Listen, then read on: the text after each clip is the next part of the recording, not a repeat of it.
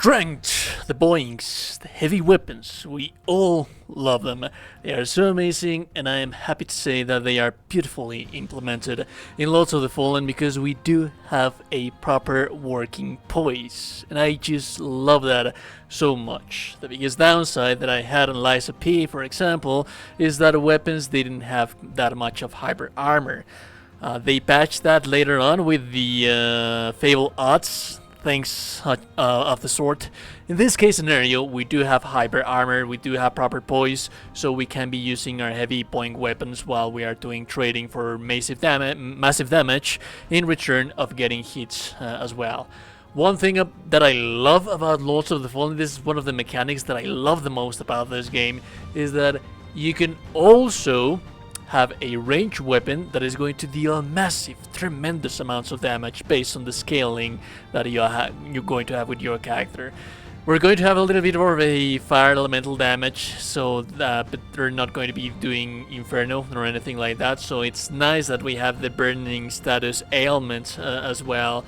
It's a nice little cheap damage that you have around here and there, but all in all it's just a very, very well-rounded character build that we are going to have right here. Before we continue though, a little more from today's sponsor. Dungeon Hunter 6 is an amazing mobile ARPG with PvE, PvP systems, and an amazing cool mechanic where you can ride the bosses even after you defeat them. Not only that, but after you have mopped the floor with them, you can summon them. You can download the game for free now using the link in the video description or scanning the QR code on screen. There's even a stealth mission where you can shift into a cat.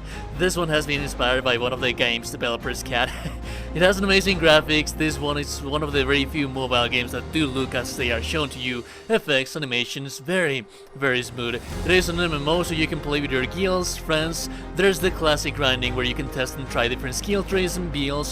You can download the game for free using the link in the video description or by scanning the QR code that you are seeing on the screen. You can also get $50 worth of reward using my download link that yields you 10 summoning scrolls, 1 SSR Lieutenant, the Demonic Wolf, and 1 accessory pack. Use your game account to enter the launch Lucky Spin event for free to win great prizes like iPhone 15 Pro Max, a PS5, Apple Watch, and more starting October 15th. Check out the description for details. Let's continue with the video. So that said, let's talk about the stats first. We are sitting on 100 and level 130. The reason for that being is that this weapon weighs 41 pounds, so that's actually quite a lot. It's going to be 41 kilos, compadre, so yeah, it's actually quite a heavy weapon. We're not going to be able to use a shield, at least not with the setup that I have right here, and we do have to spread our points a little bit into endurance. If you do not want to have that much of endurance, you would not want to level up that much, because the game does require for you to farm a little bit, especially if you want to use the weapon early on. There's a ring that you can be using that is going to work basically like Havel's ring from Dark Souls to increase your weight capacity, so that's one thing. Anyways, we have the hard cap at 75. There's no point going beyond there. You're not going to get that much in return. Once we reach the 75 hard cap, we are going to have a beautiful attack power of 850 damage. That's actually quite nice.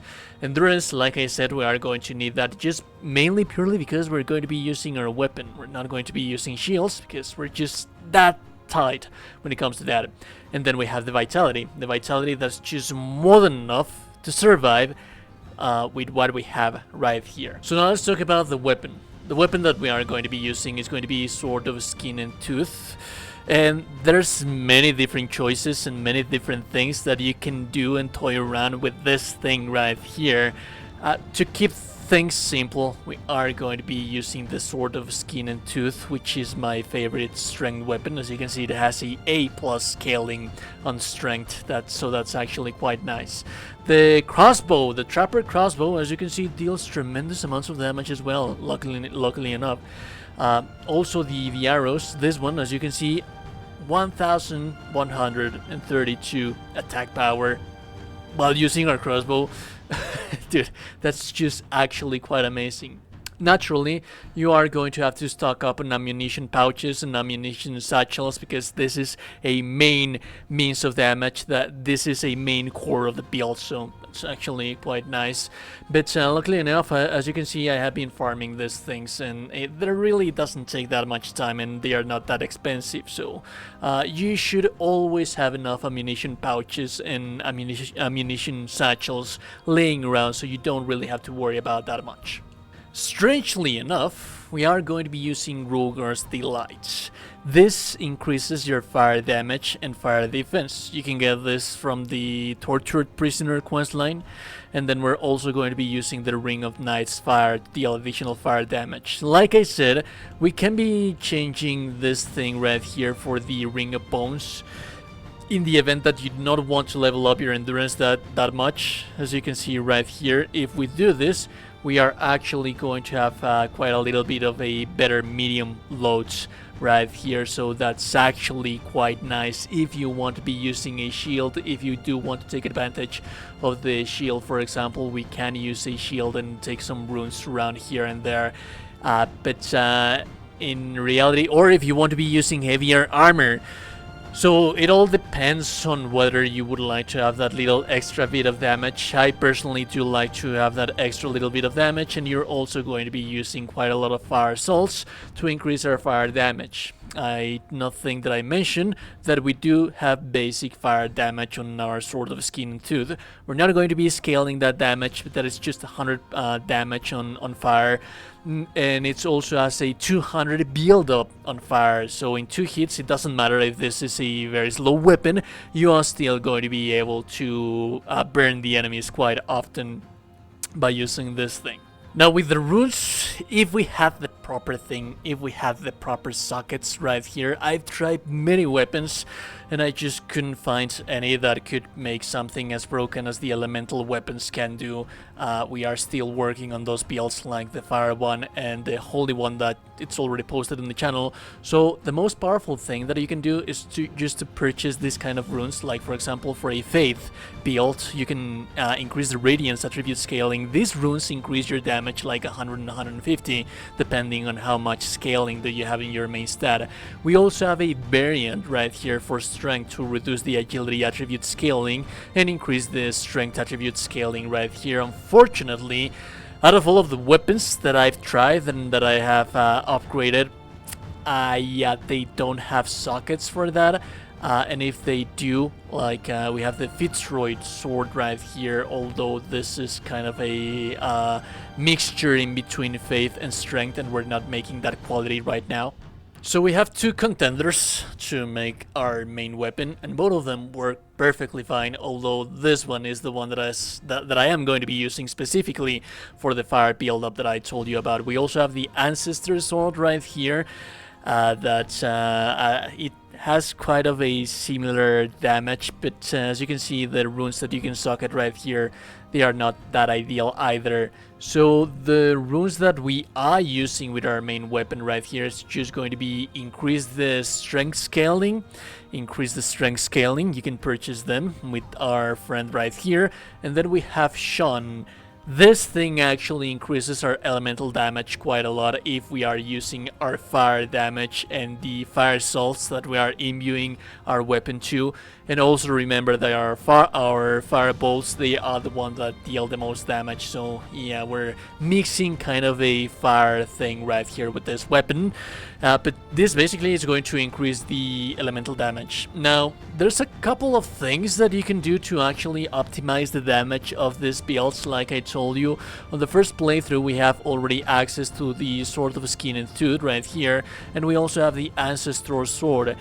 There is a way for you to dual wield this, guys, so if you do Gerlun's questline right here and Sparky for this playthrough, I released Sparky just because of the achievement.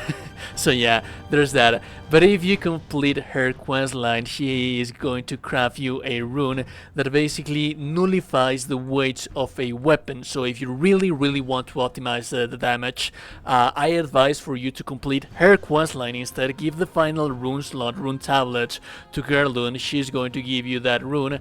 I don't know if as of now we can find an enemy to farm that rune, but ideally you could be doing something as filthy as this right here. So as you can see, I am encumbered right now, so it's just not possible because of how much they weight. But if you have that rune, you can strip away the weight of this weapon and you could be dual wielding these guys, which should be like something real filthy. And that is basically how this build works. You have a very strong, powerful weapon. And like I mentioned at the beginning of the video, something very powerful about this character is that you have hyper armor, and I just love that, because we boink builds, we need that kind of strength on our stagger potential to be able to trade hits with the enemy. Additionally, if you want to head over to New Game Plus, well, a very good idea should be to increase your vitality at least once you reach the hard cap at 60 to be able to trade that much, and maybe endurance a little bit more as well. If you want to be using heavier armor, remember that we are going to be trading quite a lot of hits. And what I love about the crossbow that we have is that the easy accessibility. Like I said, the crossbow, you can purchase it from the little vendor guy that I can't remember the name, the little vendor guy that has that weird name. You can purchase the bow from that, and even if you do not purchase the crossbow from him, you're going to naturally get it by exploration. There's a whole bunch of enemies that drop it.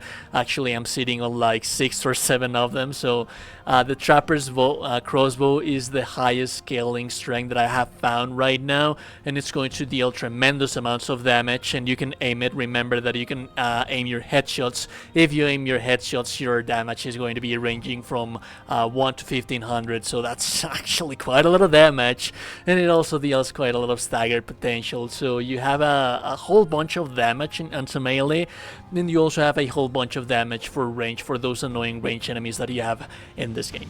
Anyways, if you like the content, like and super appreciated. No one's told you today that you're a gorgeous and beautiful person. You're indeed a gorgeous and beautiful person. I will be seeing you goddamn gorgeous and beautiful people in the next one. Have a beautiful day and goodbye.